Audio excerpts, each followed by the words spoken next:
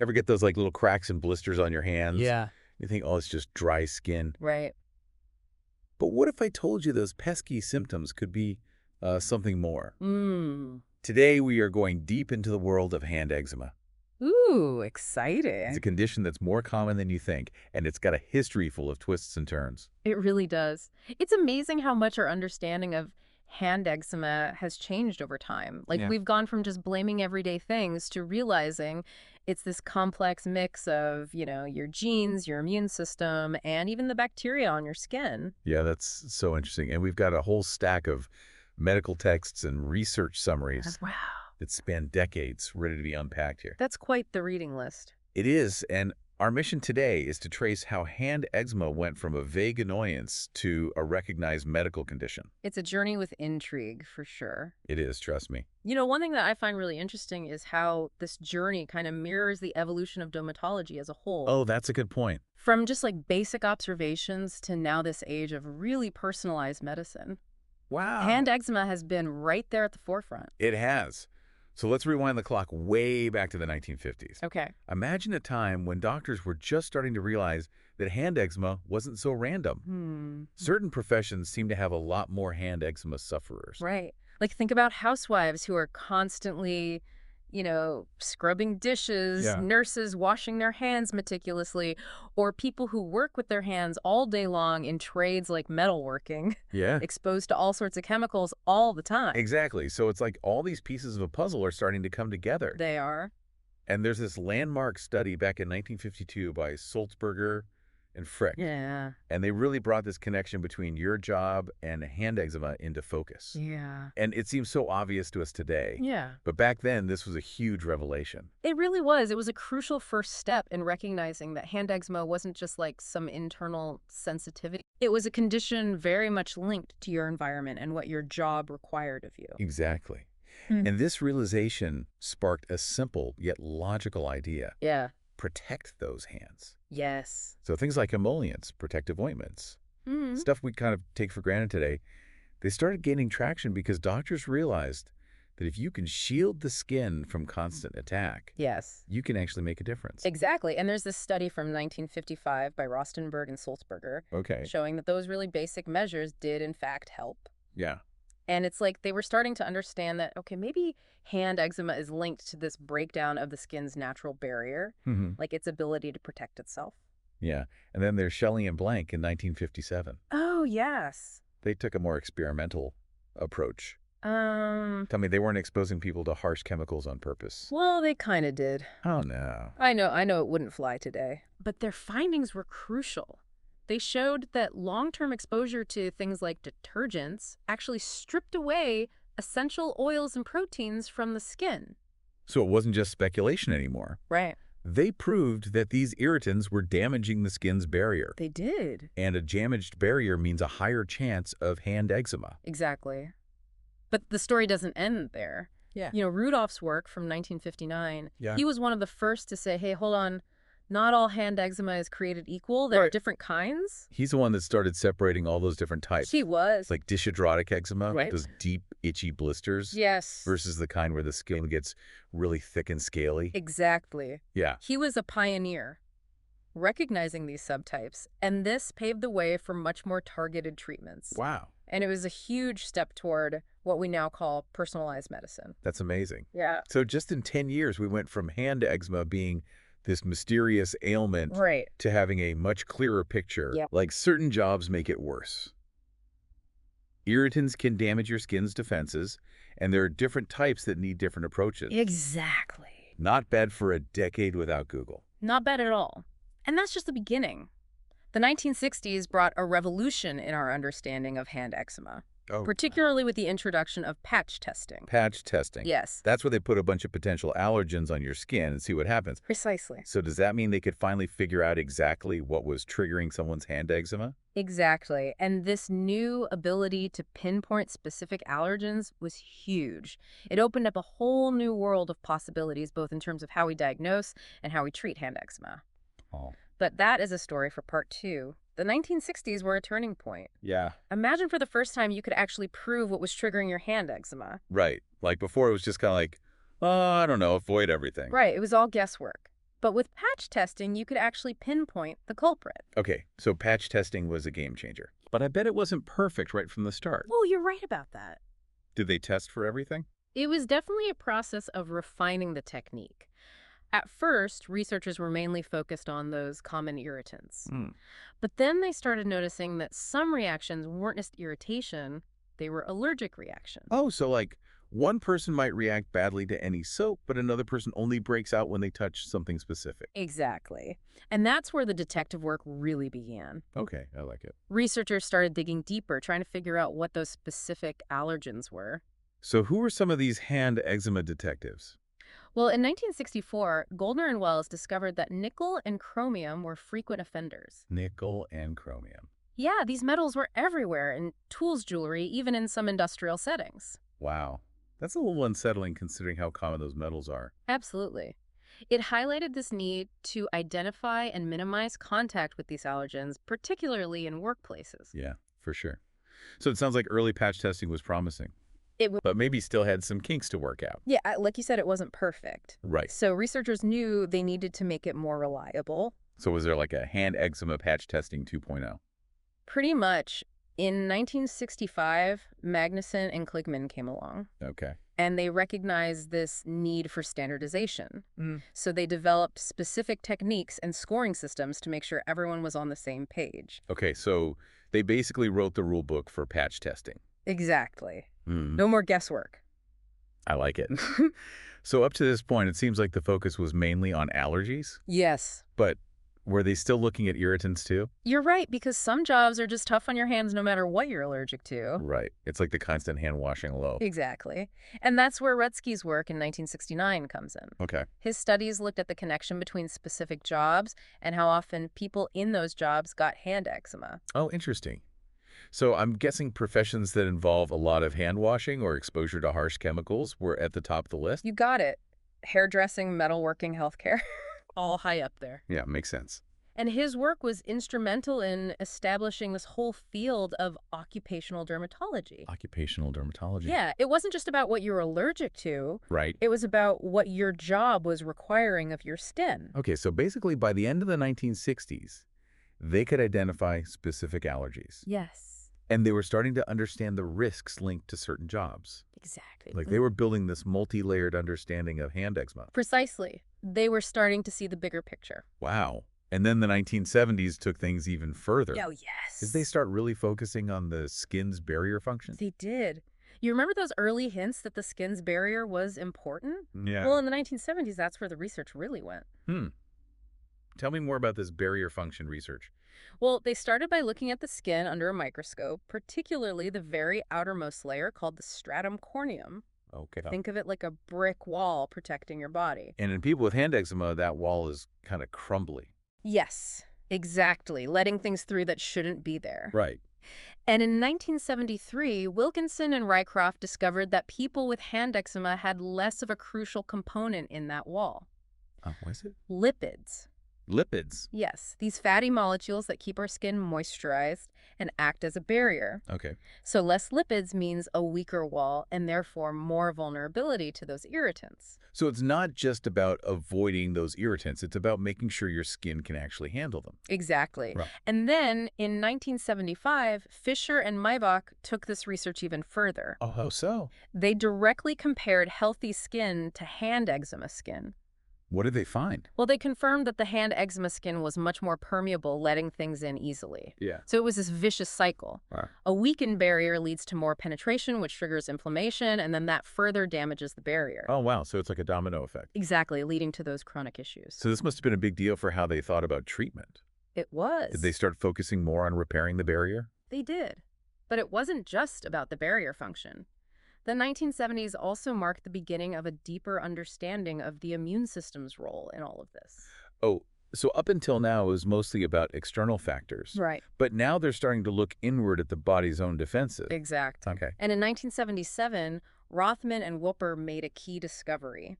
They found that certain white blood cells, called T lymphocytes, were present in much higher numbers in the skin of people with chronic hand eczema. So it's not just a passive reaction to something irritating. Right. The immune system is actively involved. Exactly. And this was a major breakthrough because it opened up this whole new avenue for potential treatments. So was this when topical corticosteroids, those anti-inflammatory creams, came on the scene? Yes, in 1979, Rosenberg and Drake confirmed that these medications were effective in treating hand eczema. Okay. They could significantly reduce that inflammation and help the skin heal. Wow, so the 1970s were a whirlwind of discoveries. They were. We went from understanding the skin barrier to the immune system, and even saw the emergence of effective treatments. Exactly. Okay, what's next? Well, the 1980s brought about a renewed focus on prevention and an even deeper understanding of all the different subtypes of hand eczema. Okay, I'm ready for the next chapter. Yeah. What did the 80s have in store for hand eczema research? Well, let's just say the 80s were all about empowering patients to take control of their own hand eczema. Oh, interesting. Okay, I can't wait to hear more about that. All right, so we've made it through the 50s, the 60s, the 70s. We have. Uncovering all those connections between hand eczema and jobs. Yeah. All those pesky irritants messing with our skin's barrier. Right. And even the immune system getting in on the action. It's quite the story. It is. And you mentioned that the 80s were all about empowering patients. They were. But how did that happen? Did they suddenly have all the answers by then? Not all the answers, With- but the 1980s were a turning point, for sure. Remember those different types of hand eczema that Rudolph started classifying back in the 50s? Yeah. Well, researchers in the 80s really took that ball and ran with it. Right. Matthias and Morrison in 1982, Ah. they created a much more comprehensive system for categorizing those different subtypes. So instead of just saying, oh, you have hand eczema, doctors could say, okay, you have this specific type. Exactly, because different types often need different treatment approaches. Right. So it's like they had a more detailed roadmap. Yes, a more targeted approach. I like it.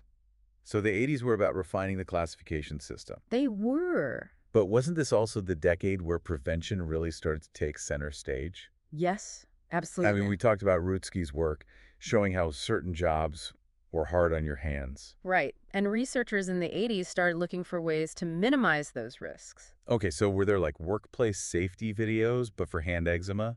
Kinda. In 1984, Gruntoth and Rycroft showed that just switching to materials that were less likely to cause allergies could make a huge difference. Oh, like using nickel-free tools or latex-free gloves. Exactly. It seems so simple now. It does. But back then, it was a pretty big shift in thinking. It was. And the focus on prevention didn't stop at the workplace. Right, because not everyone has a job that puts their hands at risk. Exactly. Researchers started looking at ways to prevent hand eczema in everyday life. So what did they come up with? Well, LaChapelle and Doomsgoosens in 1986 were pioneers in creating these allergen databases. Allergen databases. Yeah, basically giant lists of things that could trigger hand eczema. So doctors could look at someone's symptoms, compare it to this list, and have a better idea of what to test for with those patch tests. Exactly. It was like having a detective's handbook for hand eczema. Oh, that's a good way to put it. Okay. So did this help make patch testing more accurate? It did because it gave doctors a more targeted approach to testing. Right, so they weren't just testing for everything under the sun. Exactly. But, perhaps the most impactful change in the 80s was the emphasis on patient education. Okay. Marx and DeLeo in 1989. Yeah.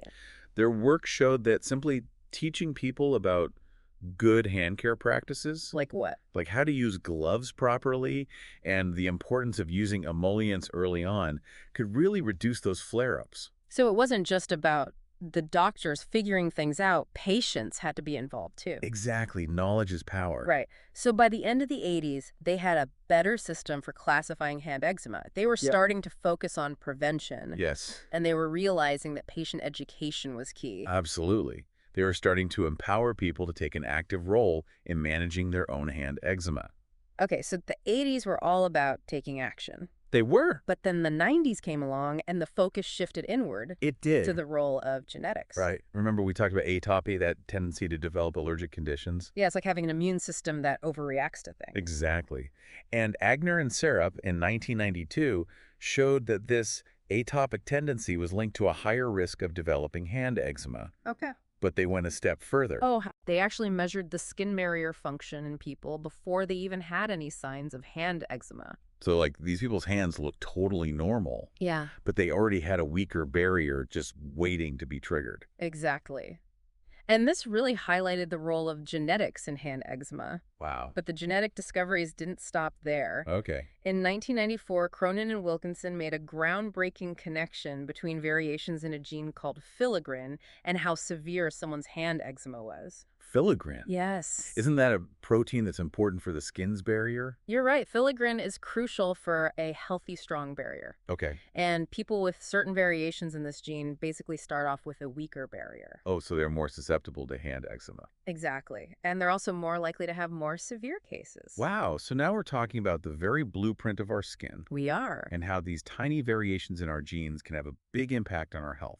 Precisely. Yeah. And as we started to understand the genetic and immunological complexities of hand eczema, we also began to recognize the impact it has on people's lives beyond just the physical discomfort. Right, it's not just about itchy skin. It's not. It affects everything. It does. Work hobbies, even just shaking someone's hand. Yeah, It's a exactly. lot to deal with. And researchers like Dijkshorn and Conrads in 1997 really brought this to light. They did a lot of research on the psychosocial impact of chronic hand eczema. Like the stress and anxiety that comes with it. Exactly. The impact on work productivity, self-esteem, even social isolation. That's heartbreaking. It is, but it's important to acknowledge these challenges. It is. So this means that treating hand eczema isn't just about fixing the skin. Right. It's about improving someone's whole well-being. Exactly. And this understanding led to a more holistic approach to treatment, incorporating things like stress management techniques, psychological support, Yeah. and of course, continued advances in medical treatments. Okay, so the 90s were a time of incredible breakthroughs in understanding the genetic and psychosocial aspects of hand eczema. They were. But science never stops moving forward. It doesn't. So what happened as we entered a new millennium? Well, the 2000s brought a wave of new medications and a renewed focus on barrier repair. But perhaps one of the most important developments in the 2000s was a shift in the way we measure hand eczema. Oh, really? So how was that different? Well, researchers like Conrads and Diepgen in 2003 recognized that we needed a more objective way to measure how severe someone's hand eczema was. So they developed the Hand Eczema Severity Index, or HECSI. HCCI. Yes. And this scoring system allowed doctors to assess the extent and intensity of a patient's hand eczema in a more standardized way. So instead of just saying mild, moderate, or severe, Right. they had a more accurate and consistent way to evaluate it. Exactly. And this helped with tracking the effectiveness of treatments, but also in comparing results from different studies. So a big win for both doctors and patients. A win-win, for sure. But the 2000s weren't just about refining our measurement tools. All right. This was also the decade that brought us topical calcineurin inhibitors. Topical calcineurin inhibitor. Yes. A new type of anti-inflammatory medication. Interesting. Funk and Williams in 2005 demonstrated that these medications could effectively reduce inflammation, Okay. but without the risk of skin thinning that can sometimes happen with long-term steroid use. So a gentler option for people who maybe couldn't tolerate steroids. Exactly, or for those who weren't responding well to other treatments. Okay, then what about the 2010s? What happened in hand eczema research during that decade? Well, the 2010s were all about personalized medicine. Personalized medicine. Yes. The idea that treatment should be tailored to the individual. Researchers were starting to realize that hand eczema wasn't a one-size-fits-all condition. It makes sense. And one of the key breakthroughs in this area came from the work of Eyrich and Novak in 2015. Okay, what did they find? They identified what they called endotypes within hand eczema. Endotype. Yeah. It's a little complicated, but basically it means that even though two people might have similar hand eczema symptoms, the underlying causes, those inflammatory pathways, might be completely different. Oh, so what works for one person might not work for another, even if their hand eczema looks the same on the surface. Exactly. Wow, that's a game changer. It was, because it meant that a one-size-fits-all approach to treatment was no longer enough. So was this the beginning of those cutting-edge biologics? It was biologics are medications that target specific molecules involved in the inflammatory process. Okay. And researchers like Spalls and Kotza in 2021 started exploring their potential in treating severe cases of hand eczema. The kind that doesn't respond to those other treatments. Exactly. And they found that while biologics weren't a miracle cure, they did offer a new level of precision in treatment. Because they could target those specific inflammatory pathways. Right. And because biologics are so targeted, they often have fewer side effects compared to those traditional medications. That's great news. So it sounds like the treatment options for hand eczema have come a long way. They have, from those early days of just emollients and topical steroids to these really sophisticated, targeted therapies. It's amazing what science can do. And did this personalized approach continue into the 2020s? It did. In fact, it was further reinforced by the development of those comprehensive treatment guidelines that we talked about earlier. Oh, right, the ones created by Cohenrads, Agner, and Deepkin in 2022. Exactly. Those guidelines really emphasize the importance of considering all aspects of a person's health. Like their genetics, their environment, their lifestyle. Exactly. It was about creating a truly personalized plan that took everything into account. Okay, so we've covered a lot of ground today. We have. From those early observations in the 1950s. And if you're dealing with this condition, remember that there is hope and there are effective solutions available. Absolutely. So don't hesitate to reach out to your doctor or dermatologist to discuss your specific needs and develop a treatment plan that works for you. And never underestimate the power of knowledge and being your own advocate. The more you understand about your condition, the better equipped you'll be to manage it effectively and live a full and happy life. Well said. It's been an incredible journey exploring the history of hand eczema research. It has. And it's clear that the quest for better treatments and a deep understanding of this condition is ongoing. It definitely is. Research is always moving forward. So who knows what exciting breakthroughs the future holds. That's the beauty of science. There's always more to discover. Well, thanks for joining us on this deep dive into the world of hand eczema. It was a pleasure. Until next time, keep those hands happy and healthy.